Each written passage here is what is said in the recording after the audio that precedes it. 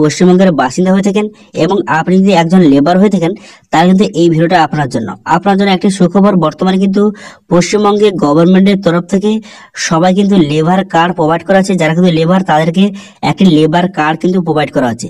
এই labour card আপনি যদি তৈরি করে থাকেন, তার কিন্তু সরকারি বিভিন্ন রকম সুযোগ সুবিধা কিন্তু আপনি পেয়ে যাবেন এবং পরবর্তীকালে যাদের লেবার কার্ড আছে তারা কিন্তু সরকারি থেকে বিভিন্ন রকম বেনিফিট কিন্তু পেয়ে যাবেন। সেই জন্য যারা লেবার, তারা কিন্তু অবশ্যই লেবার কার্ডটি কিন্তু অবশ্যই করে রাখবেন। তো আজকের ভিডিওতে আপনাদের দেখাবো যে কিভাবে আপনি লেবার কার্ডটি আবেদন করবেন, তার কিন্তু স্টেপ বাই স্টেপ প্রসেস দেখাবো এবং আবেদন করতে গেলে কি কি ডকুমেন্টস লাগবে, কত চার্জ লাগবে, সমস্ত বিষয়ে বিস্তারিত আলোচনা করব এই ভিডিওতে। সেই জন্য ভিডিওটা প্রথম থেকে শেষ পর্যন্ত অবশ্যই দেখবেন মন সহকারে এবং আমাদের চ্যানেলে প্রথমবার ভিজিট করতে গেলে আমাদের চ্যানেলটিকে সাবস্ক্রাইব করে রাখুন এবং পাশে থাকা বেল আইকনটিকে অন করে রাখুন, কারণ আমরা এরকম রিলেটেড নিত্য ভিডিও নিয়ে আসি। তো চলুন আজকে ভিডিওটা শুরু করা যাক। প্রথমেই অফিসিয়াল ওয়েবসাইটে ভিজিট করবেন, এর লিংক কিন্তু ভিডিও ডেসক্রিপশনে দিয়ে দেবো, সেখান থেকে ডাইরেক্ট এখানে চলে আসবেন। এখানে চলে আসার পর যারা নতুন তারা কিন্তু এখানে নিউ রেজিস্ট্রেশন অপশনে ক্লিক করবেন। এই অপশনে ক্লিক করার সঙ্গে সঙ্গে তারপর কিন্তু আপনার সামনে এমআরটি পেজ ওপেন হয়ে যাবে। এখানে আপনার নাম, মোবাইল নাম্বার এবং ইমেল আইডি বসিয়ে এবং আপনার মোবাইল কিন্তু একটা ওটিপি বসিয়ে আপনি একটা পাসওয়ার্ড সিলেক্ট করে একটা রেজিস্ট্রেশন কিন্তু করে নেবেন। ঠিক আছে, আমার কিন্তু অলরেডি রেজিস্টার হয়ে আছে, সেই মতো আমি লগ ইন করবো। এখানে আমি আইডি পাসওয়ার্ডটা বসিয়ে দেওয়ার পরে ক্যাপচাটা ফিল করলাম। ক্যাপচাটা ফিল করে দেওয়ার পর এখানে লগ ইন বাটনে ক্লিক করলাম। লগ ইন বাটনে ক্লিক করে দেওয়ার সঙ্গে সঙ্গে আপনার সামনে কিন্তু এইভাবে ড্যাশবোর্ডটি কিন্তু ওপেন হয়ে যাবে। ওপেন হয়ে যাওয়ার পর এখানে বিভিন্ন কিন্তু অপশন দেওয়া রয়েছে। এরপর আপনি কি করবেন, এরপর কিন্তু বিভিন্ন অপশন হয়ে গেছে। এরপর দেখতে পাবেন লেবার বলে অপশন আছে, এই অপশনে কিন্তু আপনি ক্লিক করবেন। এই অপশনে ক্লিক করে দেওয়ার পর প্রথম যে অপশনটা রয়েছে এই অপশনে আপনি ক্লিক করবেন, building and construction worker beneficiary registration process, এই অপশনে ক্লিক করবেন। এই অপশনে ক্লিক করে দেওয়ার সঙ্গে সঙ্গে আপনার সামনে এমআরটি পেজ ওপেন হয়ে যাবে।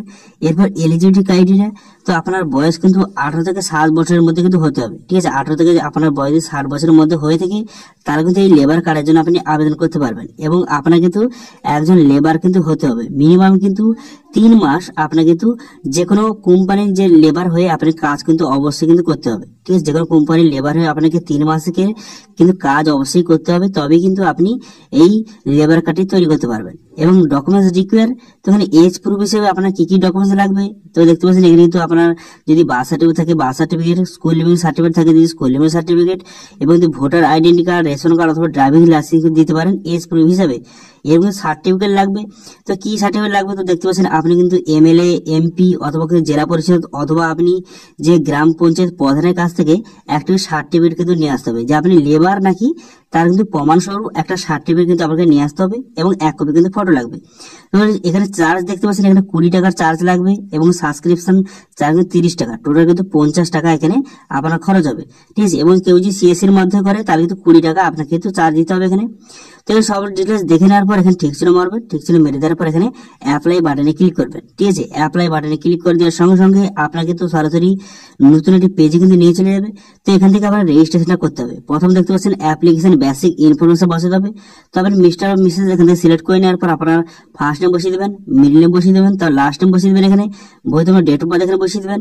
বসিয়ে দেওয়ার পর তারপর আপনি কি করবেন, এখানে এজটা কিন্তু অটোমেটিক চলে আসবে। এরপর দেখতে পাচ্ছেন জেন্ডার সিলেক্ট করে নেবেন। করে নেওয়ার পর এখানে আপনার মোবাইল নাম্বার বসিয়ে দেবেন, তারপর এখানে ইমেল আইডি বসিয়ে দেবেন। বসিয়ে দেওয়ার পর এখানে আপনার আধার নাম্বার বসিয়ে দেবেন। আধার নাম্বার বসিয়ে দেওয়ার পর এখানে বিপিএল আপনি ইয়েস বা এখানে নো করবেন। যদি বিপিএল হয়ে থাকে তাহলে ইয়েস করবেন অথবা নো করে দেবেন। করে দেওয়ার পর এখানে কাস্ট আপনি এসসি ওবিসি জেনারেল যে কাস্টে হতে থাকে না কেন সেই কাস্টটা সিলেক্ট করে নেওয়ার পর এখানে রিলিজিয়ন হিন্দু মুসলিম এখান থেকে সিলেক্ট করে নেবেন। করে নেওয়ার পর এখানে আপনি বিবাহিত বা অবিবাহিত এখান থেকে সিলেক্ট করে নেবেন। করে নেওয়ার পর এখানে দেখতে পাচ্ছেন প্রেজেন্ট অ্যাড্রেস আপনাকে ফিল আপ করতে হবে। তো প্রেজেন্ট অ্যাড্রেস হিসাবে এখানে দেখতে পাচ্ছেন কান্ট্রি এখানে নামটা দেওয়া রয়েছে এবং স্টেট কিন্তু এখানে দেওয়া রয়েছে। এরপর আমরা যেটা করতে হবে সেটা হচ্ছে এখানে ডিস্ট্রিক্ট, এখান থেকে ডিস্ট্রিক্টটা কিন্তু আপনি সিলেক্ট করে নেবেন। ঠিক আছে, এখান থেকে আপনি ডিস্ট্রিক্টটা কিন্তু সিলেক্ট করে নেবেন। ডিস্ট্রিক্টটা এখান থেকে সিলেক্ট করে নেওয়ার পর তারপর আপনি কি করবেন, তারপরে দেখতে পাচ্ছেন সাব ডিভিশন, এখান থেকে সাব ডিভিশন আপনি সিলেক্ট করে নেবেন। সাব ডিভিশন সিলেক্ট করে নেওয়ার পর তারপর আপনি কি করবেন, তারপরে রুরাল বা উরবান, যদি গ্রামে বাস করেন তাহলে রুরাল, যদি শহরে বাস করেন তাহলে কিন্তু এখান থেকে উরবান সিলেক্ট করবেন। ঠিক আছে, যদি গ্রামে বাস করেন, যদি রুরাল সিলেক্ট করে থাকেন তাহলে কিন্তু এখানে ব্লক সিলেক্ট করবেন। এখানে ব্লক সিলেক্ট করে নেওয়ার পর সেই ব্লকের নামটা কিন্তু এখানে সঠিকভাবে বসিয়ে দেবেন।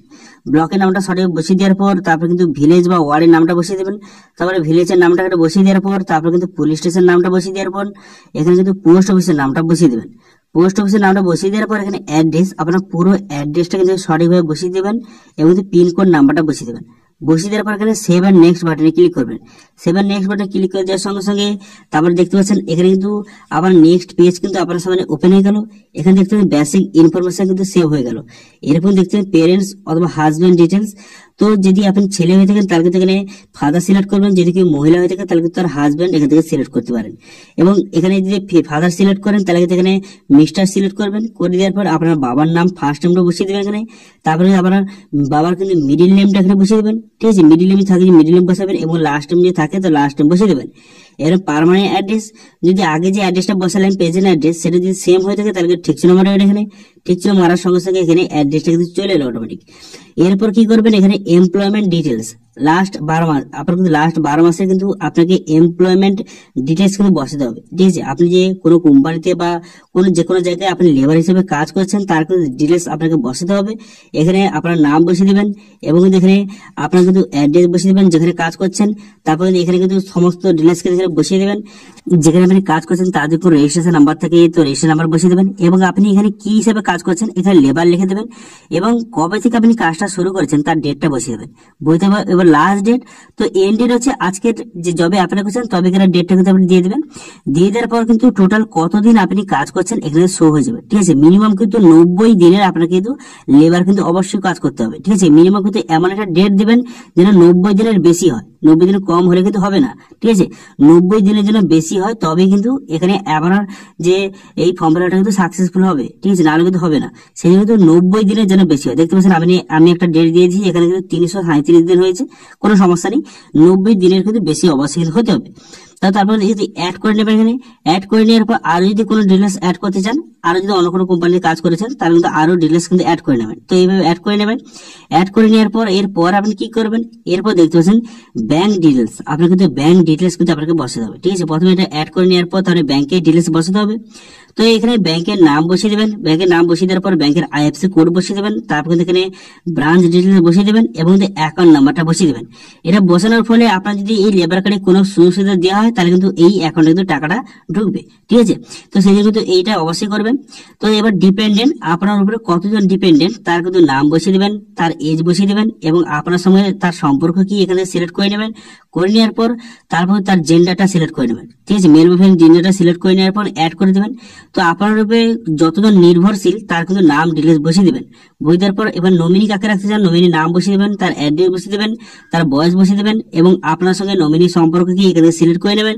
করে নেওয়ার পর জেন্ডার সিলেক্ট করবেন এবং কত পার্সেন্ট শেয়ার দিতে চান।